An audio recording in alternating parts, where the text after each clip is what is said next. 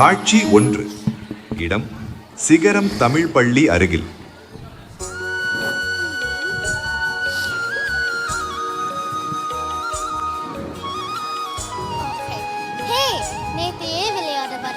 உனக்காக எல்லாரும் வெயிட் பண்ணணும். சாரி, எங்க அப்பா திருக்குறள் கிளாஸ் எடுத்தாரு.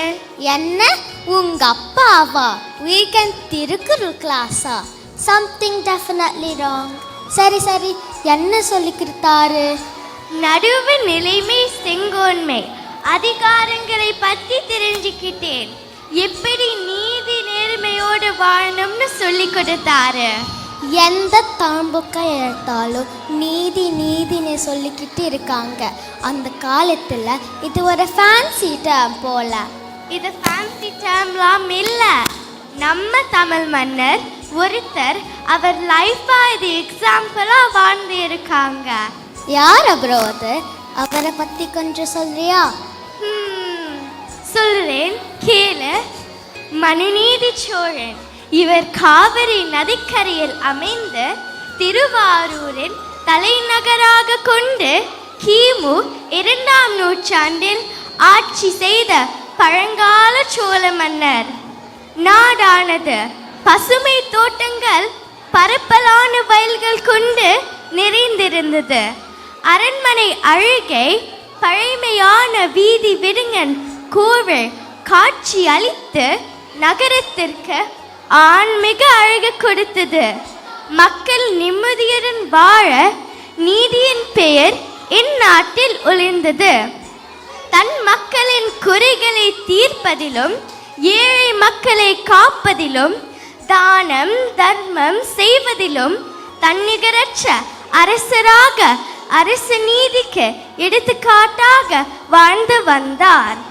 மக்கள் அரசனை எளிதாகவும் விரைவாகவும் சந்திப்பதற்காக மனுநீதி சோழன் தன் அரண்மனை வாசலில் ஒரு ஆராய்ச்சி மணியை கட்டி வைத்திருந்தார். அந்த ஆராய்ச்சி மணியை யார் அடித்தாலும் குறி கேட்டு நீதி வழங்கி வந்தார். இந்த மன்னன் ஆட்சியிலும் ஒரு சோதனை வந்தது. நீ கதைய சொல்றதை விட இதை விஷுவல்ஸா பார்த்தா இன்னும் நல்லா இருக்கும்ல? அதுவும் சரிதான். நம்ம சிகரம் ஃப்ரெண்ட்ஸ் சூப்பரா நடிச்சு காட்டுவாங்க. பார்க்கலாமா? யாரு?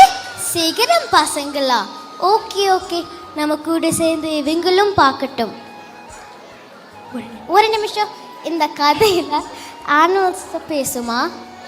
முஃபாசால லயன்ஸ் பேசலாம், சானிக்ல ஹெட்ஜ்ஹாக்ஸ் பேசலாம். இந்த கதையில அனிமல்ஸ் பேசக்கூடாதா? இந்த கதையில எல்லா அனிமல்ஸும் பேசும். லாஜிக் மட்டும் இல்ல, மேஜிக்கும் இருக்கும். ஆரம்பிக்கலாமா?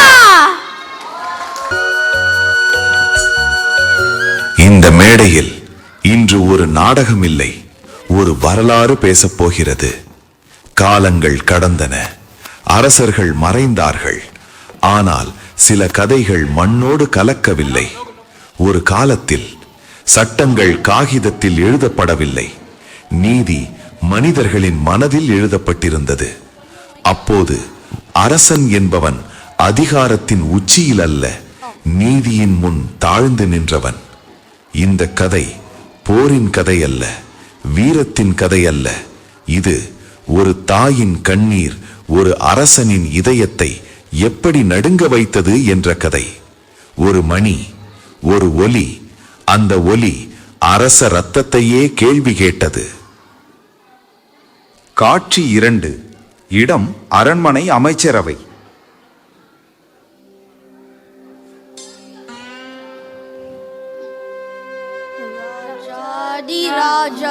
சோழ குலத்திலக மாமன்னர் மனு சக்கரவர்த்தி வருகிறார் வருகிறார் வருகிறார். வணக்கம் அண்ணா.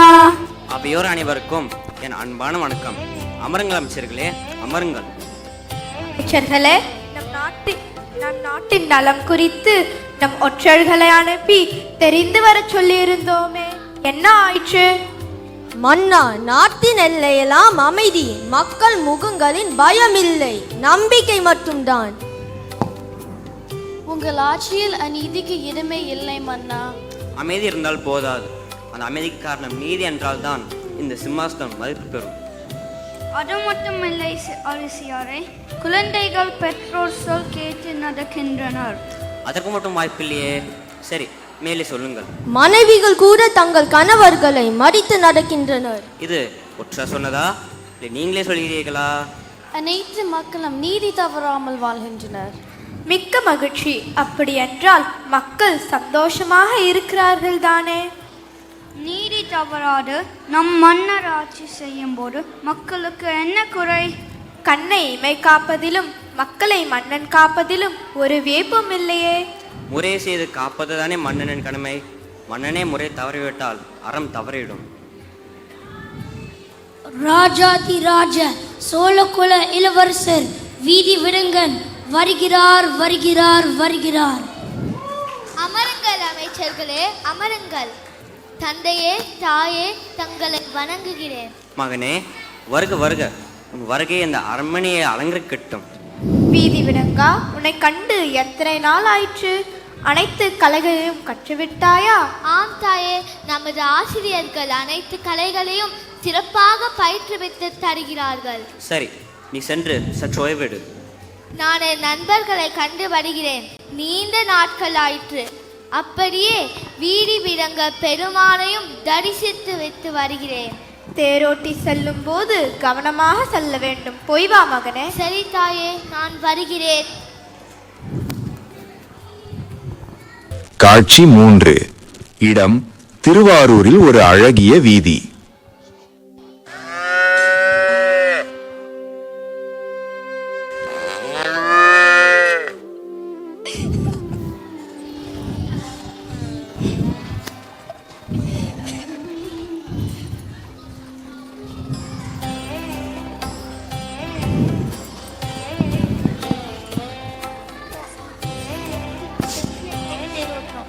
அம்மா பசிக்குது, ஏதாவது உணவு தாருங்கள். இந்த மரநிழலில் மட்டும் விளையாடு, தெருவில் விளையாடாதே.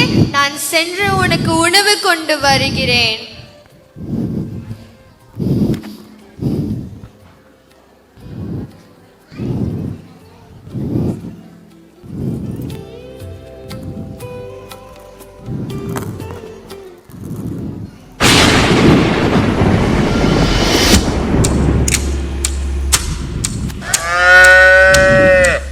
ஐயகோ, நான் பெரும் தவறை இழைத்து விட்டேனே. இதை நான் எப்படி சரி செய்வது? இளவரசை, கவலை வேண்டாம். இது உங்கள் குற்றமில்லை. இந்த கன்று திடீரென இங்கு வந்தது. நீங்கள் சென்று ஓய்விடுங்கள்.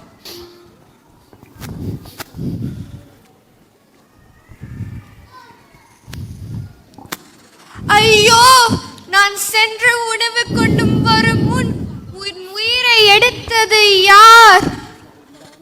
ஒரு பாவமும் செய்யாத பச்சிலம் கன்றை கொள்ளும் கொடூரமான மனம் படைத்தவன் யார்? இந்த மண்ணில் நியாயம் இல்லையா? எனக்கு நீதி கிடைக்காதா? ஐயோ!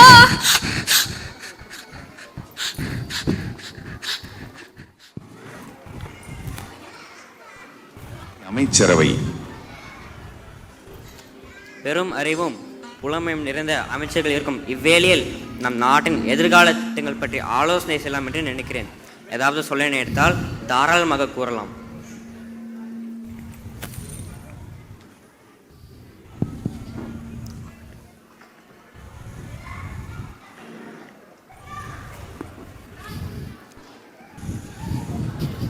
ஆகட்டும் அண்ணா. முதலில் கல்வியை பற்றி பேசலாம். அதுதான் மிகவும் முக்கியம். நான் என்ன கூறுகிறேன் என்றால்,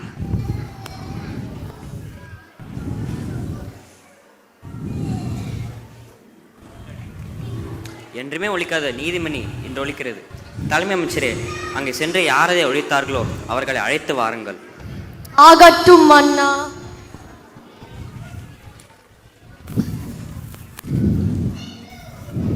பசுவே, உனக்கு என்ன குறை? திருவாரூரில் அழகாக சுற்றி திரிந்த என் அன்பு மகளை ஒரு பச்சிலம் கன்றை யாரோ தேரேற்றி கொன்றுள்ளனர். என் மகளிருக்கு நீதி வேண்டும். என்ன, என் ஆட்சியில் ஒரு பசுவுக்கு பாதுகாப்பு இல்லையா? தலைமை அமைச்சரே, யார் இந்த படுபாவ செயலை செய்தது? மன்னா, இப்போதுதான் நம் ஒற்றர் மூலம் செய்தி அறிந்தேன். இந்த கன்று திடீரென தேர்காலில் வந்து விழுந்தது. இது அந்த கன்றின் குற்றம். ஒரு எறும்புக்கு கூட தீங்கு செய்த சோழ வரலாற்றில் இன்றைய ஒரு கருப்பு தினம். ஆராய்ச்சி மணி அடித்தால் நீதி கிடைக்கும் என்று நம்பி வந்தேன். ஆனால் இதுதான் அந்த நீதிமன்றம் தரும் நீதி? என் மகள் தான் தவறு செய்தாள் என்று சொல்கிறீர்களா? நடு வீதியில் ஓடி வந்தாள் என்று சொல்லி அவசாவுக்கு அவளே காணும் என்று அதற்குள் முடிவு செய்து விட்டீர்களா? அவளுக்கு வீதி என்றால் என்னவென்று தெரியுமா? அவள் ஒரு குழந்தை, பயத்தில் ஓடி வந்திருக்கலாம். ஆனால் அதற்கு சாவதான தண்டனை. அரசு குடும்பம் தவறு செய்தால் அரசினிடம் நீதி கிடைக்காதா? சாதாரண மக்களுக்கு ஒரு நீதி, அரசு குடும்பத்திற்கு வேறு நீதியா? என் மகளின் ரத்தம் இந்த மண்ணிலே சிந்தியது. ஆனால் உங்கள் மனதில் ஒரு சிறு குற்றுணர்வு இல்லையா? என் கண்ணீருக்கும் என் மகள் ரத்தத்திற்கும் இந்த பூமி சாட்சியாக இருக்கும். நான் இப்பொழுது சென்று என் உயிரை மாய்த்துக் கொள்கிறேன். இந்த பாவம் உங்கள் சோழ சரித்திரத்தில் ஒரு பெரிய ரத்த பறிந்து கரையாக எழுதப்படும். வீடு விடுங்க பெருமானே, உன் சன்னதியால் தான் உண்மையான நீதி கிடைக்கும். இதோ வருகிறேன். நெல் பசுவே, நெல். என் ஆட்சியில் நீதி அனைவருக்கும் சமம். அமைச்சரே, யார் இதை செய்தது? தந்தையே, அந்த பழிப்பாவ செயலை செய்தது நான் தான். என்னை மன்னியுங்கள். இந்த மனு சக்கரவர்த்திக்கு மகனை விட மானம் தான் பெரியது, நீதி தான் பெரியது. தலைமை அமைச்சரே, அந்த கன்று எப்படி தேர் சக்கரத்தில் மாண்டதோ அதே போல் இளவரசரை திருவாரூர் தெருவில் தேர் சக்கரத்தில் ஏற்றுங்கள். இதுவே எனது தீர்ப்பு. அரசே, நம் மகன் கொலை செய்யும் அளவுக்கு கொடுமனம் படைத்தவன் இல்லை. அவன் இன்னும் என் மடியில் தலை சாய்ந்து தூங்கும் குழந்தைதான். அவன் கையில் ரத்தம் இல்லை.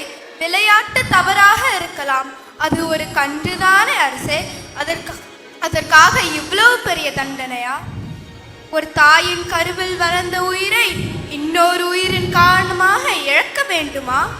உங்கள் கண்கள் நீதியை மட்டும் பார்க்கிறதா? உங்கள் மகனின் முகத்தை பார்க்கவில்லையா? அரசே, நம் மகன் தீயவன் இல்லை. அவன் தவறு செய்திருந்தாலும் அதை உணர்ந்து திருத்திக்க உள்ள ஒரு வாய்ப்பு கொடுக்க கூடாதா? அரசே, நான் ஒரு ராணியாக இருக்கலாம், ஆனால் அதற்கும் மேல் நான் ஒரு தாய். என் கருவில் தாங்கி என் ரத்தத்தில் உருவான என் மகனை என் கண் எதிர இழக்க சொல்லாதீர்கள். நீங்கள் நீதிக்காக மகனே இழக்க விரும்பினால் அந்த வேதனையை நான் எப்படி தாங்குவேன்? அரசே, தயவு கூறுங்கள். தியாகவல்லி தனது கன்றை இழந்த அந்த தாய் பசு எப்படி புத்திர சோகத்தில் வாடுகிறதோ அதே போல் நானும் என் புத்திரனை இழக்க வேண்டும். அதுதான் சரியான தீர்ப்பு. இந்த அரியாசனம் எனக்கு சொந்தமல்ல, இது நீதியின் ஆசனம்.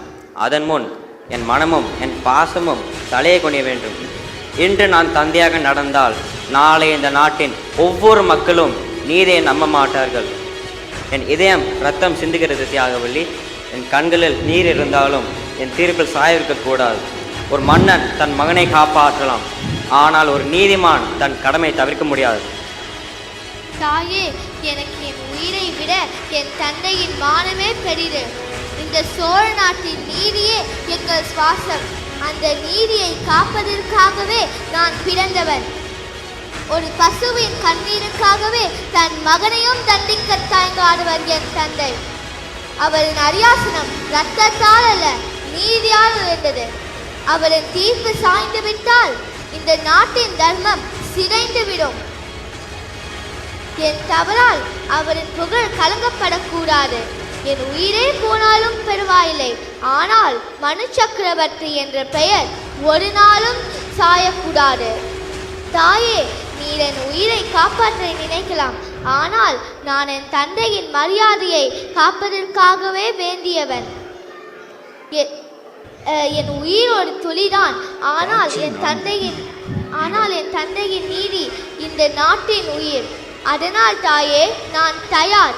நீதிக்காக என் உயிரையும் அர்ப்பணிக்க தயார். தலைமை அமைச்சரே, என் கட்டளை நிறைவேற்றுங்கள். நான் தூக்கி வளர்த்த இளவரசை நான் கொள்வதா? இல்லை, அதை செய்ய என் மனம் ஒவ்வாது. என்னை மன்னியுங்கள் அரசே. அமைச்சரே,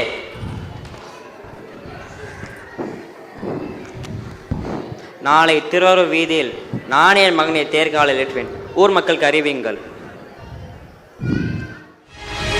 காட்சி 5. இடம் திருவானூர் வீதி.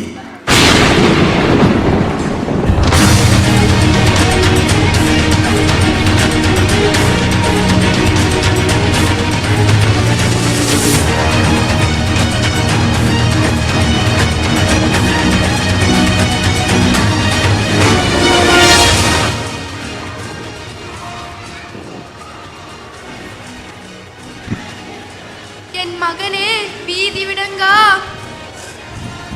இப்படி உயிரற்று பார்ப்பதற்கா நான் உன்னை பெற்றெடுத்தேன். ஐயோ! மனு சக்கரவர்த்தி, உன்னை சோதிக்கவே இந்த திருவிளையாடலை இயற்றினேன். உன் நேர்மையை யாம் மெச்சுகிறோம். தன் மகனை விட ஒரு பசுவுக்கு நீதியை தந்த உன் புகழ் என்றுமே நிலைக்கும். நான் இப்பொழுது கன்று, இளவரசர் மற்றும் தலைமை அமைச்சரை உயிர்ப்பிக்கிறேன். இன்று முதல் நீ மனுநீதி சோழன் என்று அழைக்கப்படுவாய். நன்றி இறைவா. நீதி காக்க மனுநீதி சோழன் வாழ்க வாழ்க வாழ்க வாழ்க.